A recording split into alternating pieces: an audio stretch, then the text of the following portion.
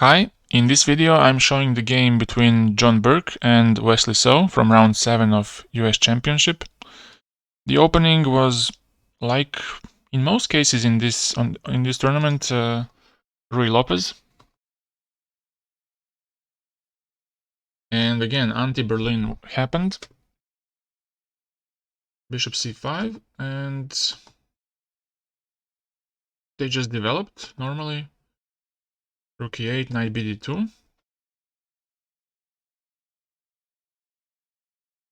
a6, and now bishop a4, d5, and white answers with d4, using the fact that the rook is pinned, so it's not possible to capture twice on d4 because bishop would take the rook. Ed, cd, and after bishop a7, white is pushing e5 and black goes knight e4. And here white trades bishop for a knight, gives up the bishop pair, but also ruins black's pawn structure. And now he goes queen c2. I think it was better here to play knight b3.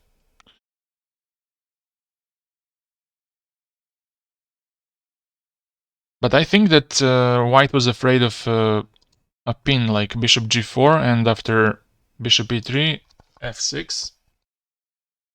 It would be a very double-edged position because white's not able to get out of this pin without ruining his pawn structure on the king side, which might be even worse than this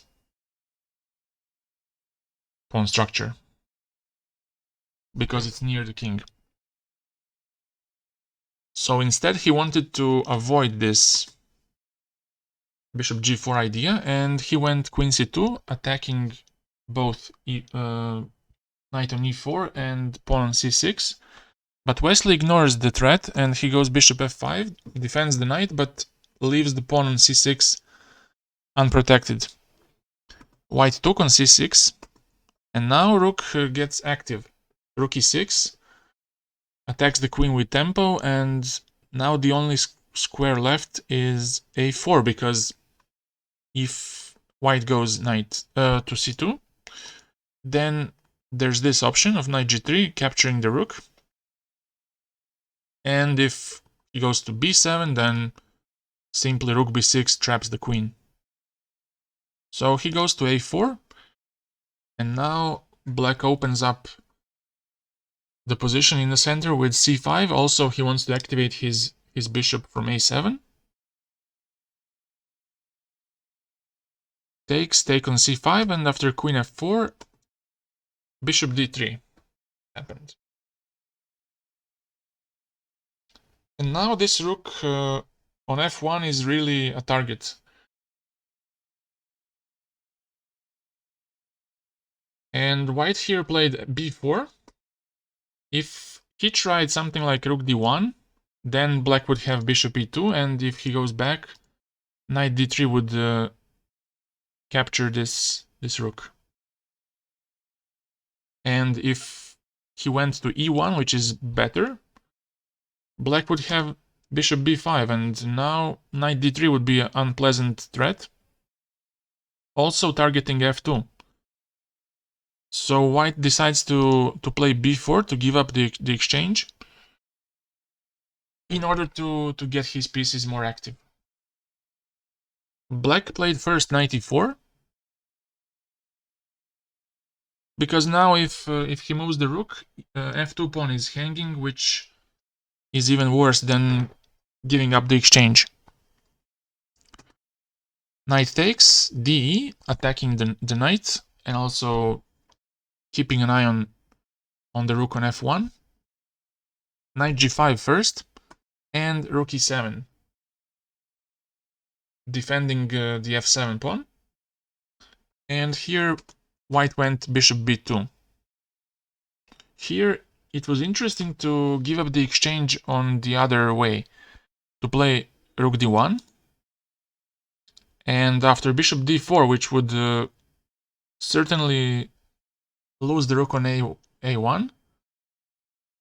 White had a nice touch here. Queen f5 to provoke g6, and then go queen h3 to provoke even more weakening h5, and after bishop f4, this position would be quite double-edged because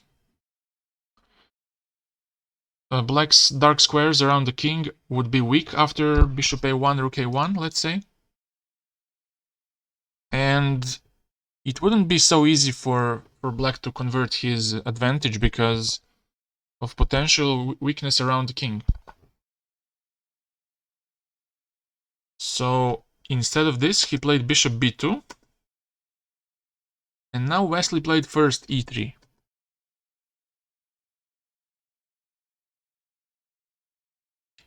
And after fe, he took on f1. The point of e3 is to open up, to make white's king vulnerable, and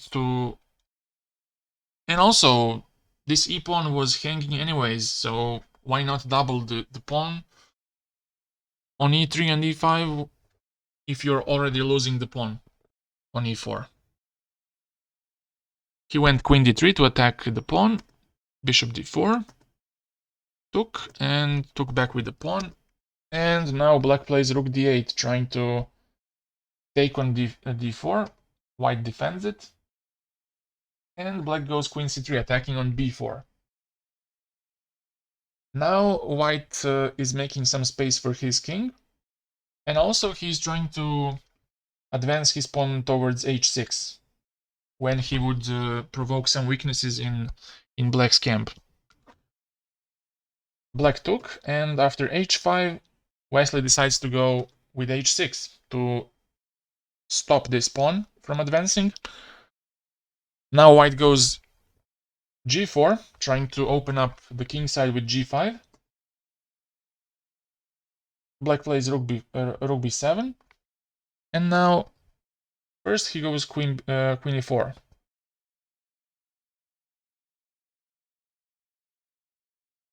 I think that it's not possible to push g4 here because after takes, I think that rook d4 even works in this case. And that's why he was afraid of playing g5 immediately. So here rook d4, takes, and white's king would be really exposed. After king h1, rook b2, I don't see how is white going to defend properly. So he goes queen e4, rook b6, queen c2, and now rook db8. Trying to prepare queen b2 as much as possible. He plays rook d1 and now queen a3. Rook d3, attacking the queen and also defending his knight. Rook b2, and now if queen goes to d1, then a simple queen a2 would end the game, because rook b1 is a strong threat, and that's it. So he took on a3, he takes on c2, and in this position Burke resigned, because he cannot avoid either getting checkmated or exchanging rooks. For example, if he tries to stop the mate with king f1, black has rook b1, and after knight e1, he can double the pressure on the knight, and if white decides to defend, he simply has rook d1 and he attacks on d4, after which it's logical for white to play rook e4, but then rook b4 simply wins the d4 pawn, and then also g4 or a2. For example, if you get away from the pin with king f2, then he takes on d4, and you can either avoid the exchange by rook e2, but then you take on g4, or you can exchange rooks, after which you lose the a4 pawn. And in this position,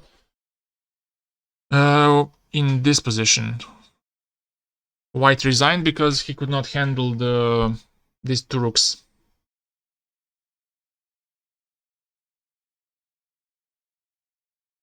So let's recap this game really quickly.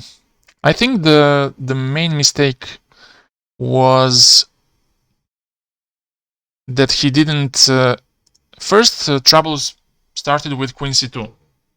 I think once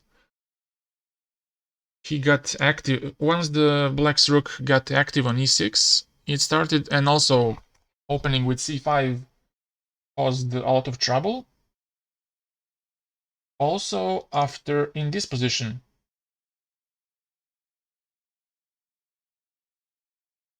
not in this one. I think with bishop b2 already it becomes really tough. I think this idea with provoking the g6 and h5 was a really good try to save the game, to keep it going. And after bishop b2 and e3, it became really tough because the material got exchanged and knight couldn't do much damage on the king side. Thank you for watching and see you. Bye.